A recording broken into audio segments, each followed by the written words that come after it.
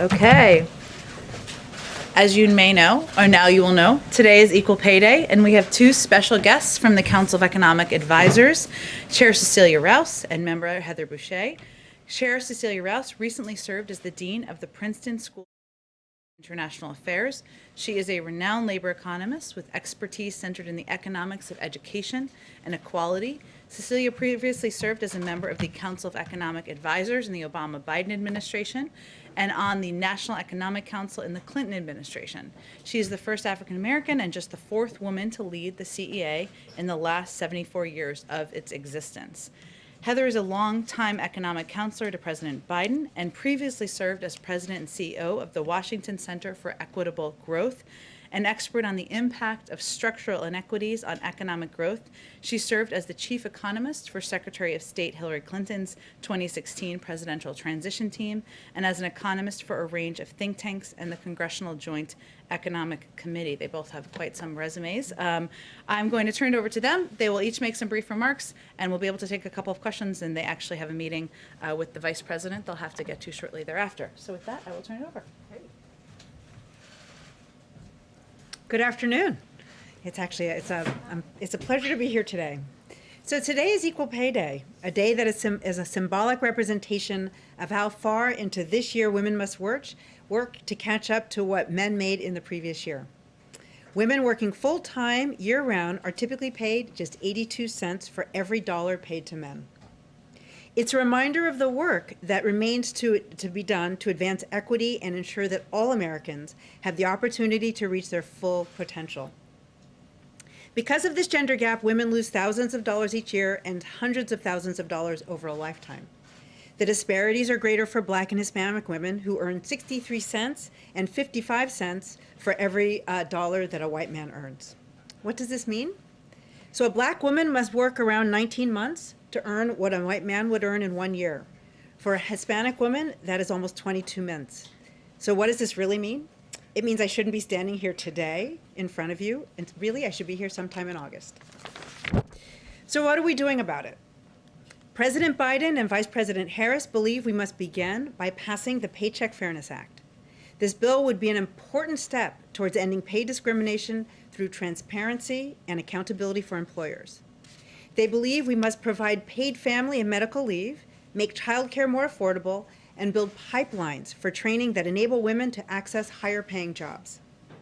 They are also committed to raising pay for childcare workers, preschool teachers, home health aides, and others in the care economy, and taking additional steps to increase wages for American workers, such as raising the minimum wage and empowering workers to organize and collectively bargain, both of which are important to reducing the wage gap for women. We have made progress. My daughter is here today. She's downstairs. And when I was her age, the gender wage gap was about 60% compared to 82% today. That said, there is still a lot of work to do. The Biden-Harris administration is working to make sure our daughters have the same opportunities that our sons do, and to make sure that every American is given a fair shot to get ahead in this country. These aren't simply women's issues. They affect all families, the ability of our economy to recover, and our nation's competitiveness. With that, I'll turn it over to Heather.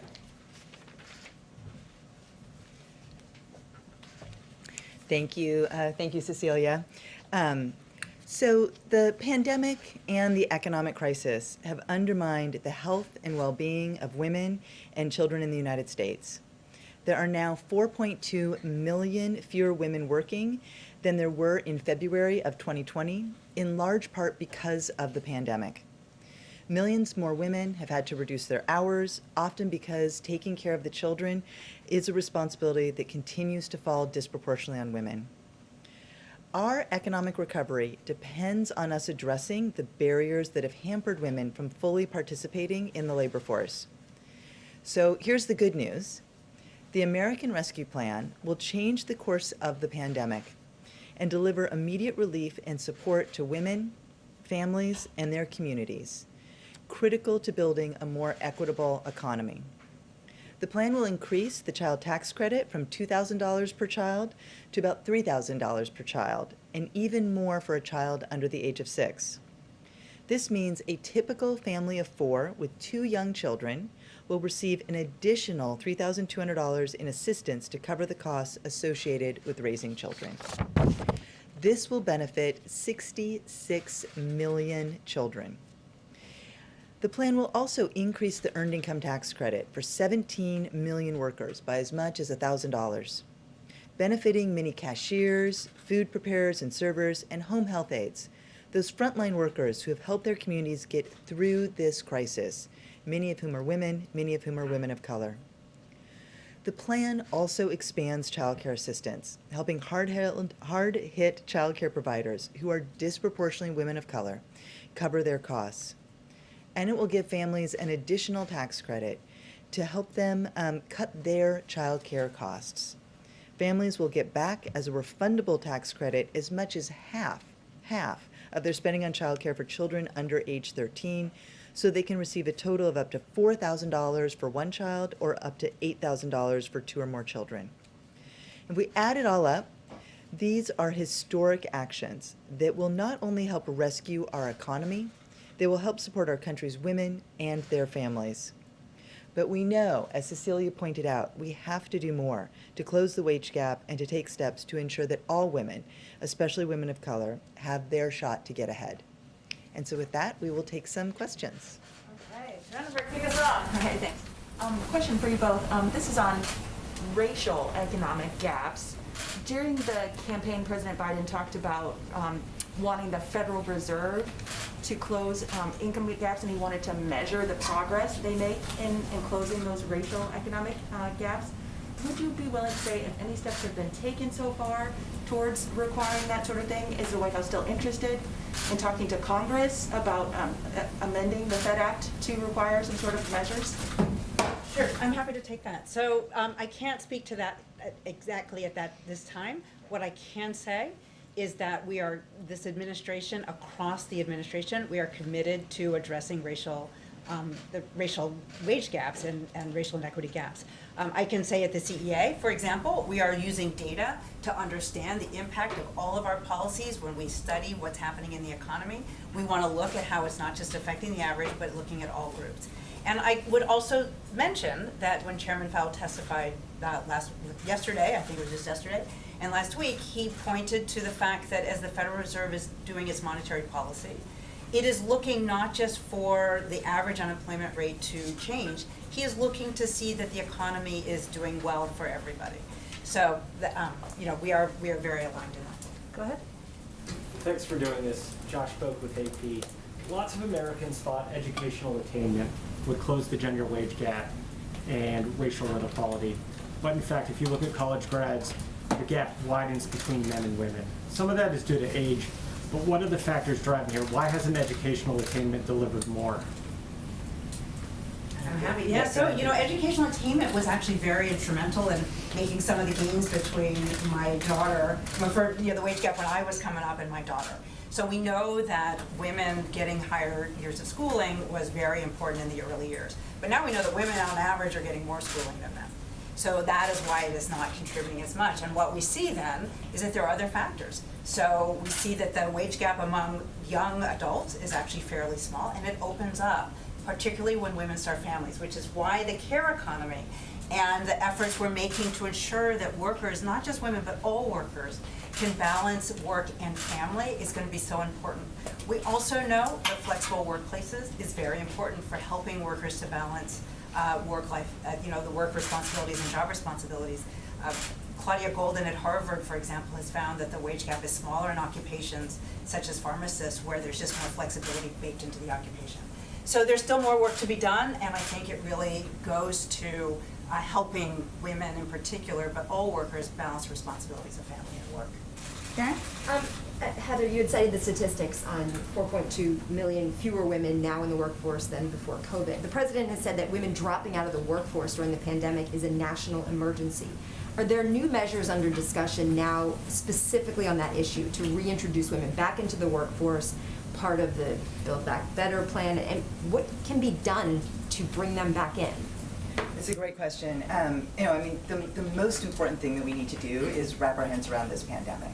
right? So the steps that were taken as a part of the American Rescue Plan to, deal with the health crisis, make sure that the vaccine gets out, all of those things, that is certainly going to be an important step forward so that schools can reopen safely. And then, of course, there are funds as a part of the American Rescue Plan, historic investment in child care centers to help them reopen safely. So part of what we see in this decline in women's employment is because of the fact that they're responsible for children, the fact that child care centers have closed, schools aren't open, families are trying to telecommute, or they're trying to go out to their job and cope with children not having adequate care or the right care. That is really, I think, going to play an important role in getting folks back in to the labor force.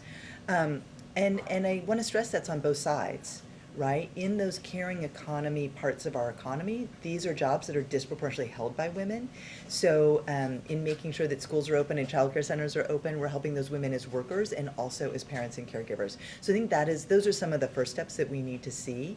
But over time, making sure that, as Cecilia said, making sure that we have that strong foundation of the care economy on issues around childcare, also issues around how we help families that have someone who needs some extra care or sort of later in life issues, the aging and the disabled, along with making sure that we have workplace flexibility and we have paid leave. These are all things that help make it possible for people who have care responsibilities to be full members of our economy and our society. Andrea and then Lisa, and then we gotta wrap it up. Sorry, it's equal pay day. Just real quickly, in terms of the infrastructure package that's coming next, right? So that we're talking about quite a lot of money, $2 to $3 trillion. What specific things do you think essentially have to be part of that, and what role in all of this does the sort of your push for the federal minimum wage increase play, and how do you convince Congress that that's an essential part? Well, I can take a stab at that, and then Yeah. we know that the president has been so clear throughout the campaign and into governing on what his values are and where he wants to guide this economy, right? That we're focused on how we can deepen, strengthen, broaden the middle class. It's why we're so focused on equal pay day, because we know that women are a key part of, make up the workers that make up the middle class. And he's been very clear in his support of raising the minimum wage to $15 an hour, that these are the kinds of focus that we need to have as the agenda is built out. This is what he's asked us to focus on. Alongside this, we need to make sure that we are making sure that the economy is directed at enhancing, supporting, building American competitiveness so that we're creating those good jobs and they're available for all people, not just some people, but people all across these United States. Yeah, I guess what I was just going to add to that is that this next package is really about investing in our future and making the kinds of smart investments that we know will increase growth, and we want that growth to be widely shared. So the idea is not just to increase the size of the pie, but to ensure that everybody gets their slice, unlike many policies that have followed in the past. Do you need to include some kind of private sector initiatives to nudge those companies that aren't moving along as quickly? Look, we really can't speak to the specifics. I think you're used to Jen saying she likes to keep her job. I'd kind of like to keep mine too. So we are looking at the most effective ways in order to make these kinds of investments that we know are just so important to our economy. Thank you so much. I think just to follow up on Karen's question, making sure that there is support for the women is one thing, but will there be any concrete measures in the Build Back Better plan to make sure the 4.2 million women have jobs to return to? Right, that is the exact purpose of the American Rescue Plan, right? The whole purpose is to get us through this pandemic and to help our businesses that are viable stay in business, to help the workers who need help paying their rent and getting food on the table, to stay engaged and not just imagine that they're going to drop out forever. We know that the longer that we have the economic crisis and the longer that workers are out of the workforce, the harder it is for them to come back. So that is the entire focus of the American Rescue Plan, is to get us back on track so that by next year we are back to essentially full employment. All right, thank you both so much for coming. Thank We'd you. love to have you back. Thank you. Okay, I just have a couple of other items for you all at the top.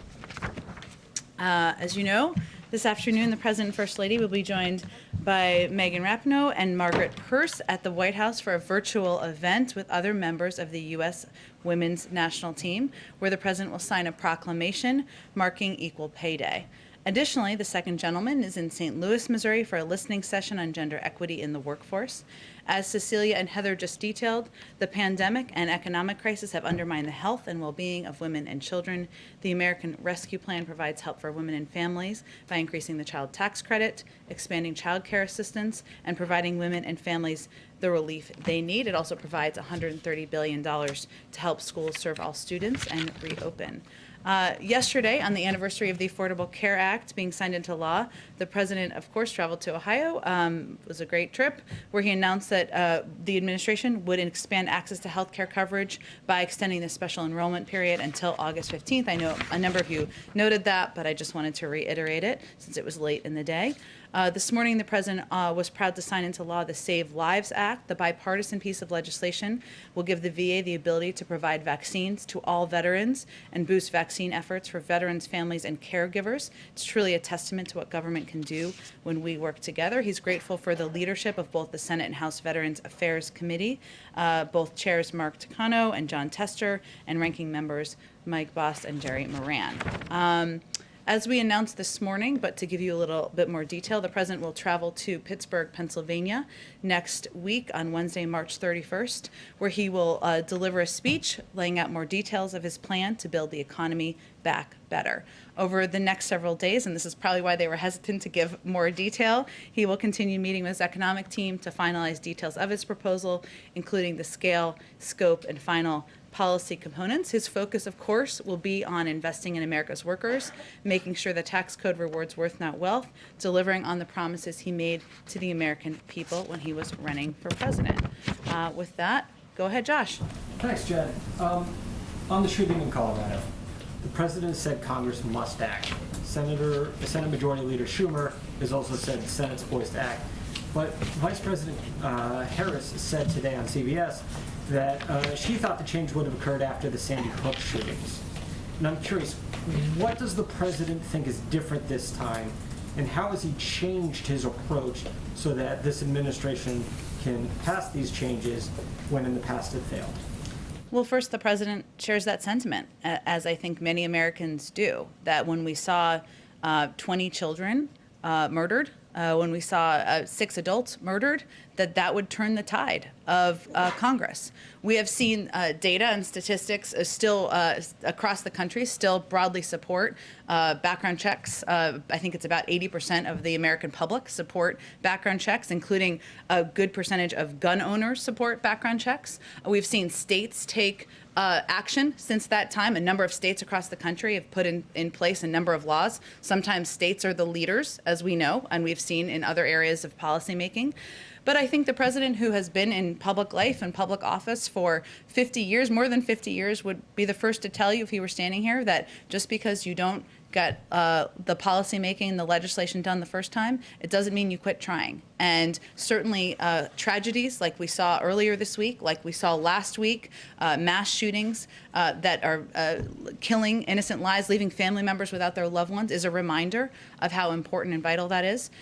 He has talked about, as he did yesterday, the importance of working with Congress. I know the vice president touched on the fact that if we want something to be permanent, if we want it to be lasting, we need it to be legislation. He certainly believes that. But there are also executive actions under consideration that we will continue working through internally, and there's lots of levers you can take, obviously, as president and vice president.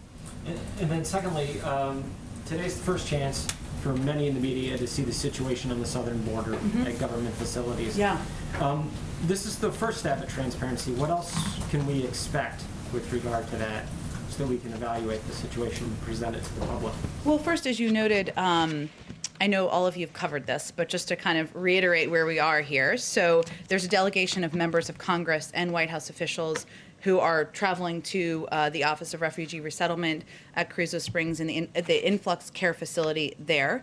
There is a network pool camera that will be a part of this journey, which will ensure that there's network pool coverage, or network pool footage, I should say, that is provided to all of the networks so that you can all see as the media for yourselves and be able to provide analysis on that B-roll footage. And we are also remain committed to transparency and will continue to work with agencies on creating avenues for media access to and visibility into these facilities. So I think our balance is, of course, privacy, as you all know. It is also that we are in the middle of a pandemic, and that these facilities, of course, can't become forums for media access all day long, every day. I think we all agree on that balance, but we will continue to look for ways to increase transparency and provide additional access and fulfill requests. Go ahead. Thank you, Jen. A couple questions on guns and Sure. then AAPI representation. At what point would President Biden consider taking executive action instead of waiting for Congress to wait? In other words, how many measures would have to fail before he stepped in?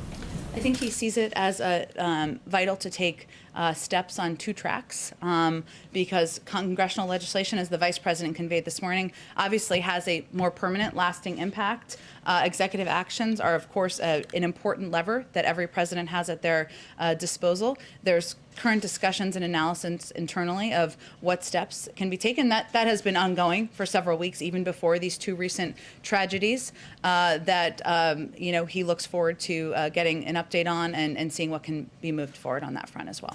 So he's not waiting for anything to fail, is really the answer to your question. What executive actions do you think he's most likely to take? It's a great question. I have it myself as well, but it's an ongoing policy process internally. I will say that his view, the Vice President's view, and our policy team's view is that it's not just about addressing gun access. That's important. And obviously there's legislation that's under consideration on background checks that they both strongly support. They want to see move forward. It's also about addressing community violence and a range of issues that are root causes and kind of lead to the deaths and the impact that we're seeing that's so troubling. Got it. Thank you. And then on the other issue, the White House had conversations with Senators Duckworth and Hirono.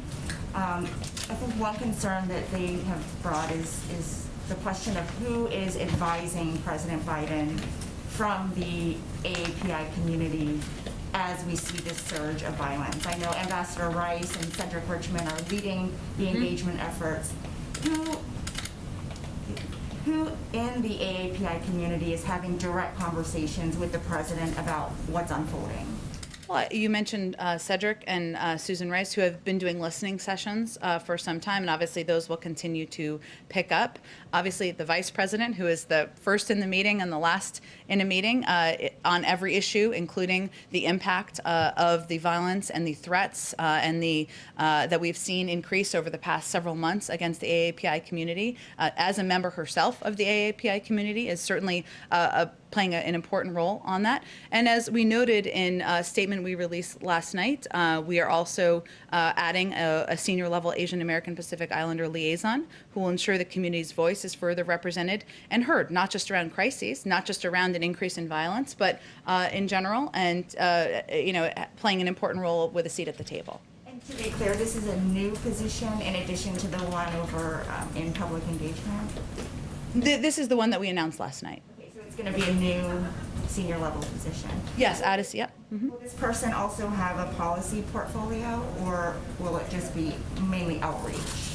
I can get you more specifics. I mean, I think that when all the roles that are in our playing liaison roles, typically have a seat at the table on a range of issues. So whether it is healthcare or climate or community violence, so typically it's having a seat at the table on a range of topics, but I can see if there's more specifics. Obviously, we have not hired yet because we just announced this last night. Go ahead. To follow up on Yuja's question, on the president, we were talking yesterday about executive action on gun reform, but the president also was making it clear he wanted to see Congress act. He Yes. said that several times. Yes. Would he propose his own gun reform plan that he would present to Congress, as we've seen him do on the COVID relief plan and what we anticipate coming on the economic plan? Would this be something that could originate here and not wait for Congress to move? Karen, I think it's a great question. There's obviously a lot of pieces of legislation that have been proposed. There's these two background check bills that have moved their way through the House. There's also legislation that's been proposed by Senator Feinstein, Congressman Cecilia, that addresses some banning an assault weapons ban, which is something the president worked to pass in the 90s when he was in the Senate. So there's a range of steps that can be taken to increase gun safety measures. What our team is looking at now is what is the legislation that's out there? Are there any gaps that need to be filled? policies or proposals that have been introduced in the past that could be reintroduced. So I don't have anything to predict for you on whether there'd be something independent. I think we're looking at what a number of passionate gun safety advocates on the Hill have already introduced to see where we can help push the Boulder on that.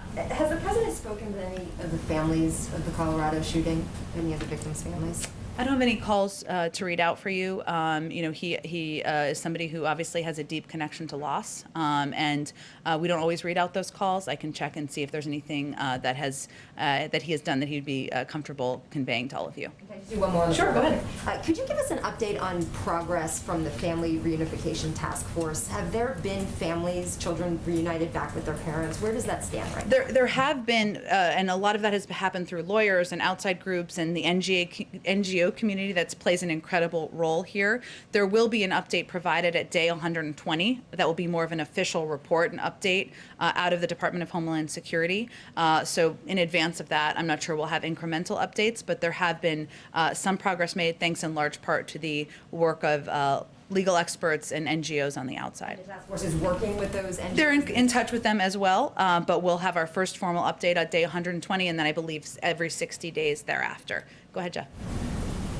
Jen, why did the president wait until there was another shooting, until he addressed gun violence in America? He actually addressed it. We put out a statement in his name on the anniversary of in early February, the anniversary of the shooting in Florida. So he has addressed it before, and certainly has addressed it even as president, and will continue to address it as president. And as you know, Jeff, from covering him in Congress for a long time, this has been a passion of his, putting in place gun safety measures throughout his career. That's why he fought to get the Brady bill passed, why he fought to ban assault weapons, why he was the lead in the Obama-Biden administration in putting in place more than a dozen executive actions to make it safer for our communities, and it's something that he will continue to work on as president. Of course, he knows, though, that the president's bully pulpit is unparalleled, and yet it took him until more than 60 days into his presidency to talk about gun violence on camera in America. What does that say about his commitment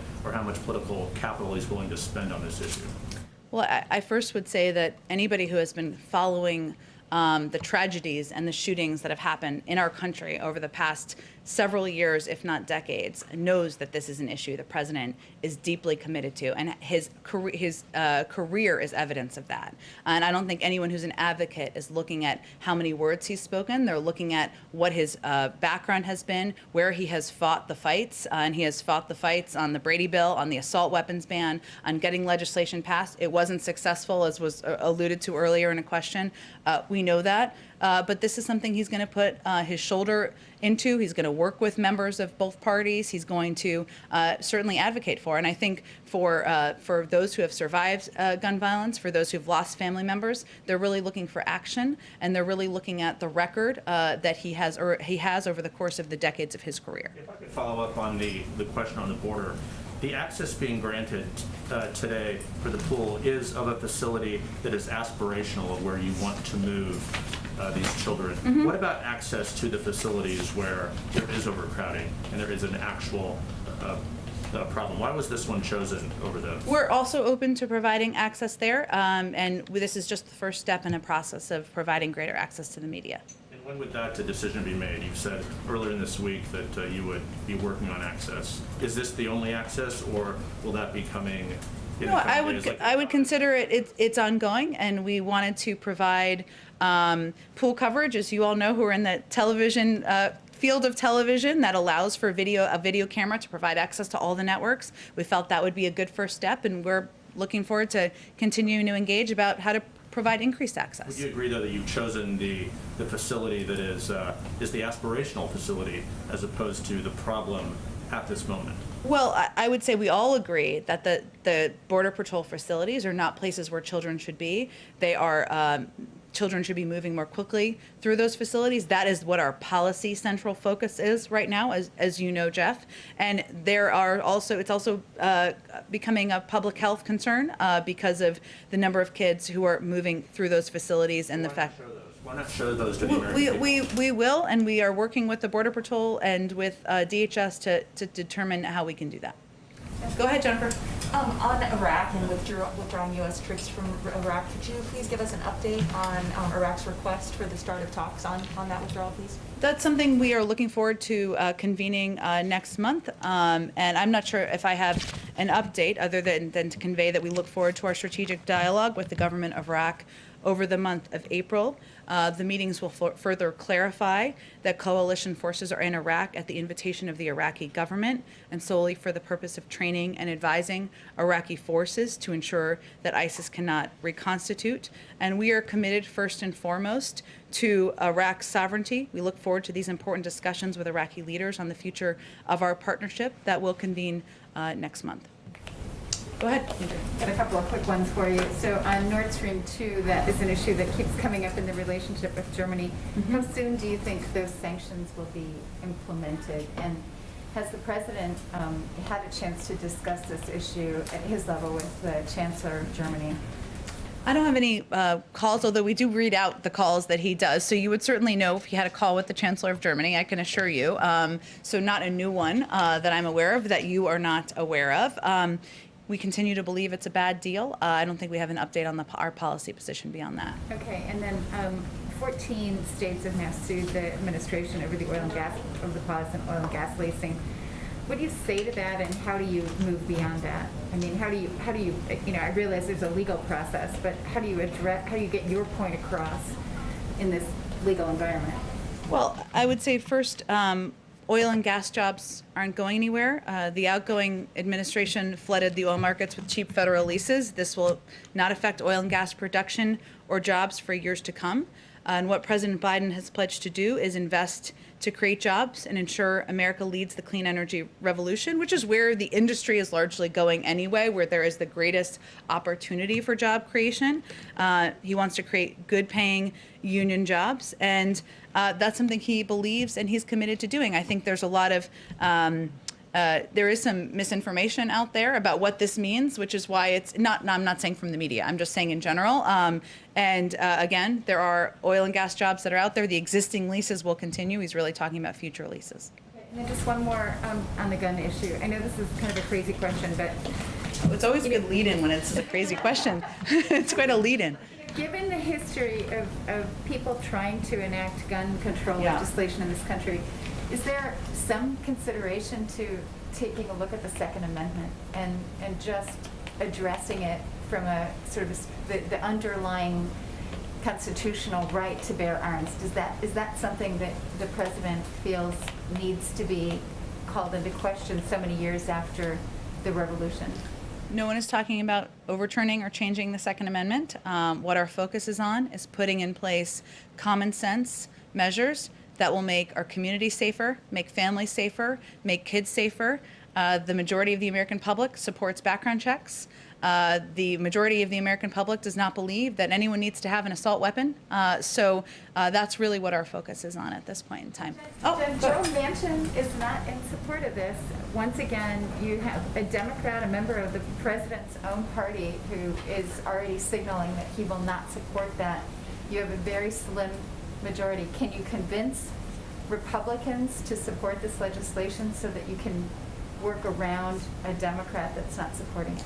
As the president said yesterday, we don't know yet. He hasn't done the vote count, but it is certainly an issue he will talk to members about and convey why he feels it's so important, that it's shouldn't be a political issue, that keeping our community safe, families safe, looking at the track record as what has worked in states, which is very informative, and actually to Josh's earlier question, something that we know more about now than we may have 10 years ago. So he will be conveying that to members he's communicating with. Go ahead. Two questions. Following up on Ouija's questions about representation, the Biden administration is the first in 20 years to not have an Asian American lead one of the 15 executive departments in the cabinet. So how does the White House square that fact with the president's pledges to make this the most representative, most diverse in history? Well, I will just say the president remains committed to making sure this is the most diverse administration in history. That has always been, remains our goal. We've made a lot of progress. We have the most diverse cabinet in history. But we will continue to make progress. We have AAPI staff at senior levels and at all levels of the administration and we will continue to work to find ways to elevate AAPI voices at the highest level of government. There are a number of cabinet level. I know it's not 15 members, but just to note, obviously Catherine Tai, who received overwhelming support in the Senate in her approval to be confirmed for USTR, Julie Su at the Department of Labor, Kiran Ahuja, I'm going to butcher that name and I apologize to Kiran, at OPM, Todd Kim, the Assistant Attorney General at DOJ. So we will continue, and obviously there are more positions and roles that we need to fill. And I will say first and foremost, the president's view is that we need to listen, and that is an important component of how we're communicating with members of Congress as concerns arise, also with leaders in the community, as he and the vice president did last Friday, why it's so important as we look to policy making to have senior members of our administration do listening sessions in the community to determine how we can best address needs. There's personnel, of course, and we will continue to work toward that. There's policies, and that's part of our objective and our focus at this point in time. And also a quick one on guns. The president also talked several times about a federal assault weapons ban, and I'm wondering how he plans to build a coalition around that, even when that policy is something that is opposed by many moderate Democrats in Congress. Well, though it is supported by the majority of the American people, and that is an important fact. He will, it's something that he has long had a view and a belief that no one needs an assault weapon, that it is not something that should be a part of what people have access to in this country. And he will continue to, so it's like, you're asking kind of who will he talk to, or who will he Plan to build a coalition in Congress to build up support? Well, part of it is certainly communicating with the advocates. It's communicating with outside groups, with gun owners, many of whom will tell you that they don't believe they would support an assault weapons ban. Communicating with leaders in states where laws have been put in place that have been impactful. And obviously having conversations with members he's known for some time, having them at the staff level, and determining if we can find a path forward. Go ahead. Thank you, Jen. I'd like to ask you two questions. The first about marijuana, and the second about a bit of a historical mystery I'm hoping you could help us solve. Okay. There's a lot of setups for these questions today. I like it. Go ahead. Sure. So Vice President Kamala Harris says that she is a past marijuana smoker. She said, quote, "It gives people joy, and we need more joy in this world." She is with a clear majority of the U.S. population in supporting marijuana legalization. According to polls, 2/3 of people do, including about half of Republicans. Yet last week, the Daily Beast reported that there were dozens of White House staffers who were either disciplined or terminated from their jobs for past marijuana use. You seem to confirm 5 terminations on Twitter. And my question is, why would President Biden allow this to happen, especially considering the White House staff were led to believe that pot use would not be disqualifying, and especially considering the Vice President is herself a former marijuana user? Well, let me first say that what we tried to do as an administration was work with the Security Service, who actually makes these determinations about suitability for serving in government. In the past, and I served in the Obama-Biden administration, the rules were actually far more stringent. So that isn't about anyone's personal point of view. It's about working through the process, the history, and modernizing it and taking steps to address the fact that marijuana is legal in a number of states across the country. It is still illegal federally, right? We know that. There were, as I noted, I think in our comment last week, 5 individuals who are no longer employed at the White House. A number of them, there were other security issues that were raised. And that's an unfortunate conclusion, of course. But what we tried to do is enable additional members of the team who would not have been able to continue serving in past administrations to continue serving by updating our policy in coordination with the Security Service. Follow up on that. Surely President Biden could, implement changes here unilaterally and just say that these people can come to work for him. Well, I think if marijuana was federally legal, that might be a different circumstance. But I don't think I have any more for this on this for you. Go ahead. Do you have any more data on the number of people impacted other than the 5 people who were terminated? I don't have any more data for you other than to convey that there were a number of people who would not have been able to serve in past administrations, and because of our efforts to modernize and work with the Security Service, they're able to serve. Did you have another question? Yes, I did. Okay. This is as I set it up, a bit of a mystery, and I'm sure that you've inquired about this yourself. And, Oh, okay. Where's the hopefully- cat? No, it's not that. Okay. So there was a report last year from the Senate Finance and Homeland Security Committees. It claimed that the wife of Moscow's former mayor paid a company associated with the president's son $3.5 million. There was no explanation for this alleged payments, and I'm wondering if you could tell us if that claim is accurate, and if so, what the $3.5 million was paid for. Not familiar with that claim. Doesn't sound like it's backed up by a lot of evidence. If you have evidence or specifics, happy to discuss it further. Committee's report. So you haven't asked about this, or? I'm not familiar with the report at all. Go ahead. Thank you, Jen. With the May 1st deadline looming, when do you expect to hear from the President about the timing on withdrawal from Afghanistan? It's a good question. As you may know, Secretary Blinken is currently in Brussels and talking with our NATO European partners. He did a press avail, I believe it was yesterday, but let me reiterate a couple of the points he made, and then I'll get to your question.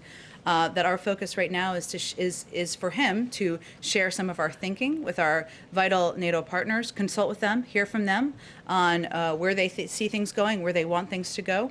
That, as the president had said last week, it's tough meeting that May 1st timeline, and the Secretary of State reiterated that in his remarks as well. Whatever we do will be informed by our allies and partners, but the president is currently discussing, of course, with policy team members on what is possible, and hopefully he'll have an update soon, but I don't have a timeline on that for you. An announcement this week? I can't give you a timeline. It's really up to his own decision making and when he's prepared to talk about that publicly. Go ahead. Thank you, Jen. I have a couple of foreign policy questions. I understand the administration has already supported COVAX, is working with the Quad to ramp up production, working out details with Mexico and Canada.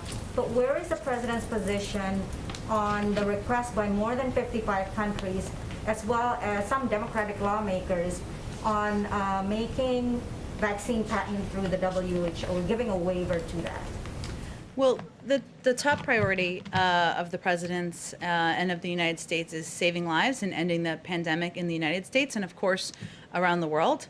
That includes investing in COVAX, working with partners, as we announced with the Quad, to produce 1 billion vaccine doses to surge vaccine production and delivery. As part of rebuilding our alliances, we're exploring every avenue to coordinate with our global partners and are evaluating the efficacy of any measure by its true potential to save lives. So that's how we're looking at it through the prism. There are a number of steps, a number of ways we are engaged in addressing the global pandemic through the global international community, and we'll look at a range of options, but I don't have any update for you on the patent question. As a general principle, do you believe that protecting American innovation and intellectual property of pharmaceutical companies outweighing the benefit of moving faster towards a COVID-free world? Sure, I absolutely understand your question. What I'm conveying is we look at every option through the prism of whether it will save lives and how many lives it will save, and try to put our resources and efforts into those that we think will be most effective. Obviously part of that is through engagement with the WHO. I mentioned our Quad partnership, our meaningful contribution to COVAX, and of course, when we can, we will share vaccines as we have already, as we're already doing with Canada and Mexico, but we're looking at a range of options. Right now, our focus is on continuing to address the pandemic that is ongoing in the United States, given 1,000 people are still dying every single day. Another part of policy question, please. So can you comment on media reports on whether the administration is considering joining a group of South American nations to push back against Chinese illegal fishing? How big of a problem does the administration see this kind of Chinese practice of distant water fishing? And would this be something that you would consider with other regions, including Southeast Asia and Africa? Sure, it is a challenge and a problem, and one that we're watching closely. And for others who have not been following this issue as closely, it is an issue of overfishing in certain parts of the world. It is something our national security team is certainly watching and following closely. I can see if there's more specifics on their engagement to update you on. One domestic question. Go ahead. Domestic question on vaccination for federal government employees. I mean, so far it's been pretty much where they live, right? I mean, if you're in DC, you follow DC rules, Maryland, and so forth. Is there any other kind of consideration from the White House to just expand access to vaccines for federal government employees? It's a great question. I'll have to check with our COVID team. Obviously, everyone will be eligible in just over a month, including our government employees. And DC and Virginia have already made that commitment, maybe Maryland too. I don't want to leave them out. So that is good news for every federal government employee, but I can check and see if there's more specifics across the administration about our approach. Go ahead in the back and we'll go back. A couple of questions. First, I wanted to ask about voting rights. The Senate right now is debating its own version of the For the People Act. Yeah.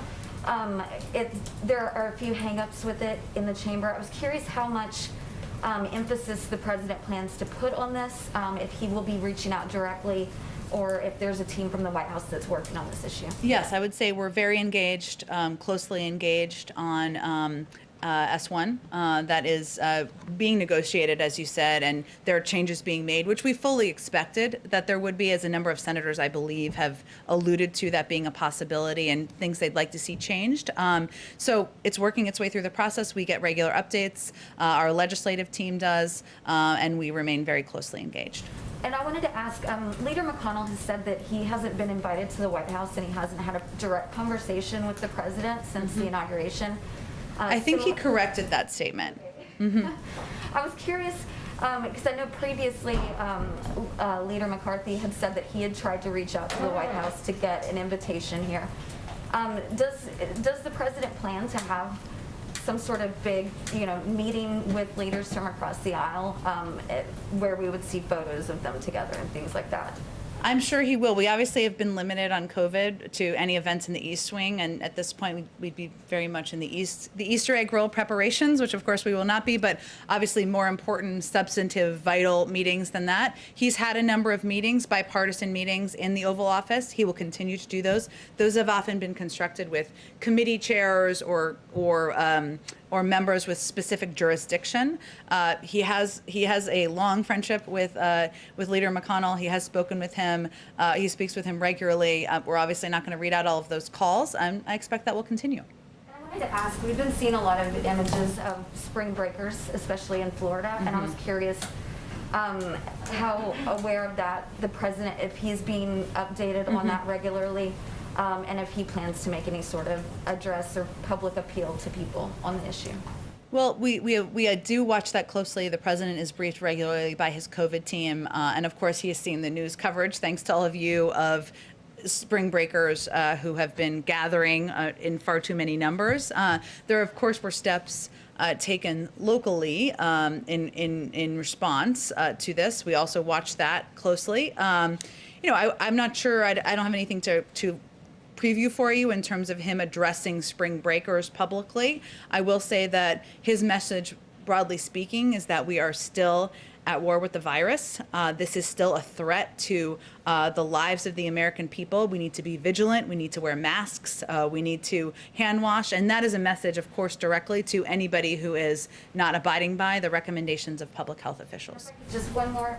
Do you have any update on the president's plans? Will he be traveling to Boulder? I don't have any updates on that. As you all know, this tragedy only happened just about 36 hours ago, and obviously that would be done in consultation with local officials who I know are still digesting the events and in their community, working on healing in their community. I can note, since you reminded me, he did speak with the mayor this morning as well, and he had spoken with the governor yesterday, and will remain in close touch. But let me just go to the back, and then we'll come back. Go ahead in the back, Lal. Thank you, Jen. Last week, Secretary Blinken and NSA Jake Sullivan had a meeting in Anchorage with the Chinese counterparts. Have they given a briefing to the president on the China policy? Has it changed any China's policy of the Biden administration? I know that the president has spoken with Secretary Blinken and National Security Advisor Jake Sullivan since their return. I don't have any. Obviously, they talk about a range of national security issues, ongoing policy processes that are ongoing. We're currently taking stock of where we are, which includes close consultation with allies and partners. As I noted, Secretary of State is in Brussels currently on the way forward, and we'll continue to work with China going forward when it's in the interest of the American people. So we're in consulting internally, consulting with our partners and allies, and that's really the stage we're in at this time. I have a question related to legal immigration. When Vice President was a senator, she supported the cause of EAD, employment authorization cards for H4 and L2 visa holders. Now these guys are saying, most of them are women basically, they're saying there's very long delay in issuing EAD cards for H4 and L2 visa holders. Some of them have also went to the court. What is your, why there is delay in that? I think part of the reason we want to push for action on immigration on the Hill is to move forward with expediting the processing and doing that on several levels, including a number of the visas that you just introduced or just conveyed. So that's part of the reason why we think that's such an important piece to move forward on. A final one. Number of Indian American doctors whose job is to treat patients during this COVID era, they are on the Hill protesting against and demanding elimination of country quota for green cards. I know the White House has sent a legislation to the Hill and that talks about that, but they're still protesting against and faster implementation of that passage of the bill. What is President's message to those doctors? I think the president would reiterate that he believes that there should be faster processing, that our immigration system is broken at many levels and of the system, and that he is eager for Congress to move forward with action there. Okay, 2 in the back. Go ahead. Thanks, Jen. I'm back on guns. You mentioned bipartisan meetings. I'm wondering if you could give a little bit more of a sense of the president's engagement with Congress on gun legislation specifically. Does he plan to have a bipartisan meeting on that at the White House? And has he spoken to Senator Manchin at all about his opposition to that background check bill? I don't have any meetings to predict. Obviously, this is an issue that there are a number of passionate gun safety advocates on the Hill, as you well know, who have strong views about what the path forward should look like. So I have no doubt that he has discussed this issue with them over the course of the last 2 months of his presidency. As it relates to the tragedy of Tuesday night, he was, of course, in Ohio all day yesterday with a very full schedule. So he didn't have any calls yesterday, but it's something that he will continue to look for ways to engage, to discuss, to advocate for action moving forward. And is there an update on his joint session to Congress? No update yet. We have a speech coming up next week, and we certainly he remains interested in and committed to doing a joint session. We remain engaged with them, but I don't have an update on the specific timing. And if I can just ask one more from one of the reporters in the pool who couldn't Go be here. There was an Axios report today that he met with historians to discuss how aggressive he could be on his economic agenda, among other topics. I'm wondering if you can confirm the meeting and maybe tell us who was involved and why he felt the need to meet with historians on this. I will tell you, presidents love historians. I know this is my second president working for. I think it's important to learn from what worked and didn't work in the past and gain perspective from people who study that. He did meet with historians a couple of weeks ago. I don't have the list of names in front of me. I can see if there's more details we can provide. And really, it's meant to have an open conversation about the challenges our country is facing and looking back at history. And it's a moment to step back and reflect and use it as lessons moving forward. Go ahead. Thanks, Jen. A few on spending, one on taxes as well. I know you can't get into specifics at this point, but what the president is being briefed on by his economic team in the upcoming days, is this an infrastructure package? Is it the president's Build Back Better plan, combination of both? Give us an overview of what it is. Well, our Build Back Better agenda, his Build Back Better agenda, includes a number of components that he talked about on the campaign trail. Infrastructure is part of it, making the tax code fair and one that rewards work and not wealth is part of it. Doing better by our caregivers is part of that. Increasing access to health care is part of it. Investing in our clean energy economy is part of it. There are several components he talked about on the campaign trail. And right now, what he's talking with his economic team and advisors about is what the scale, the scope, and the components will look like in what he's going to move forward and propose next week. The $3 trillion number has been put out there. I know the White House hasn't confirmed that, but is it possible that it goes above $3 trillion? Like, is $3 trillion viewed as the cap, or it's certainly possible it could go even higher? Well, again, I think what we're looking at is all of those components, as I just laid out, all of which will not be in a speech next week, right? This is big components of his agenda that he talked about on the campaign trail. So, and right now he's having a conversation about the scale and the scope of what proposals look like. There's lots of ways to frame it, to shape it, to size it. So I don't have any more to predict for you. Last one on this before taxes.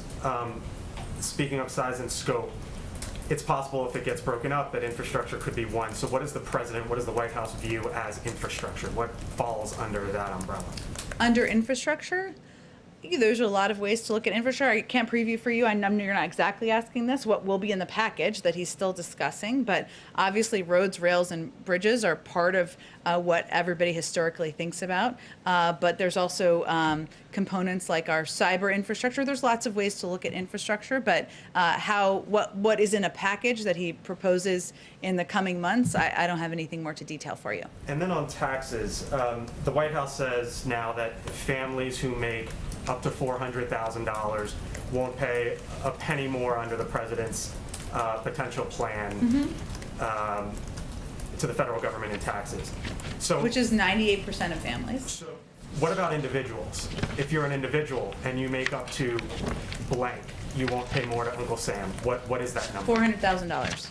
So the individual number is going to be the same as the joint filer number? Well, no individual making less than $400,000 will pay more in taxes. If you're an individual and you make $300,000, let's just say. That's less than 400, right? You're a married couple that makes 300 and 150, that's more than 450. The 300 isn't going to, traditionally taxes, the joint filers pay about, it's double.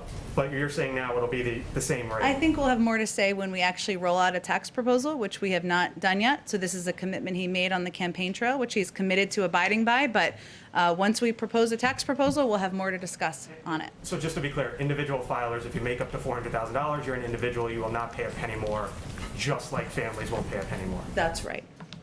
Jen, quick one, as the Yeah. puller from a Yeah. TV colleague who can't be here today. Yeah. Can you give us an update on Major and Champ and whether they're back at the White House? I was waiting for this to come up. Of course. Champ and Major are here at the White House. They joined the first family at Camp David last weekend and returned with them on Sunday. Dogs will come and go, and it will not be uncommon for them to head back to Delaware on occasion, as the President and First Lady often do as well. Is it about the dogs? Okay. On Colin Call, he's one of the president's nominees for Yes. the top Pentagon post. He barely just made it out of committee right now. Can you say, is the White House still behind his nomination? It's been controversial from the beginning. Any thoughts on that? Absolutely. Colin is qualified, he's experienced, and he would bring an incredible reservoir of perspective to the job at the Department of Defense, and so we look forward to his confirmation. So no consideration whatsoever of withdrawing his nomination? If I could close the loop on a Leader McConnell question. You said they speak regularly. He says that they've only spoken one time. He corrected his statement saying they spoke one time on Burma. Mm-hmm. Have they spoken beyond that one time? I don't have any more calls, I don't think, to read out for you, which we will not make a case of doing, as you know, so I don't have more to read out for you. Has the President's definition of bipartisanship changed since he arrived in office on January 20th? No, his definition of bipartisanship has always been working on behalf of the American people and governing for all people, whether it's Democrats, Republicans, independents, and moving forward on proposals and policies that will make their lives better. With or without Republican votes? Well, he doesn't believe that bipartisanship is defined by the zip code here. He believes it's on how we can deliver relief to the American people. Thanks. Okay, thanks everyone. Do you have any timing when you might announce a replacement for Neera Tanden? I do not, but Shalonda Young is confirmed. She will be the acting, and so, but I don't have a personnel preview for you on that particular role. Jen, can I have one more question on China vaccine diplomacy? Is the administration doing anything specific to push back against requirements by China for countries to cut back or reduce ties to Taiwan? Is the administration? I will check with our national security team if there's anything for that on that for you. Thank you. Thank you.